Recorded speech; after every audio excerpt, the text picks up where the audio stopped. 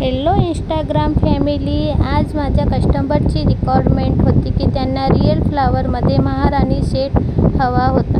तर आज मी रिअल फ्लावरमध्ये महाराणी सेट बनवलेला आहे, ते पण टगर आणि रोजेसमध्ये.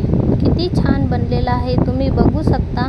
तुम्हाला अगर महाराणी सेट रिअल फ्लावरमध्ये लागत असेल तर तुम्ही संपर्क करू शकता ओम साई फ्लावर ज्वेलरीमध्ये.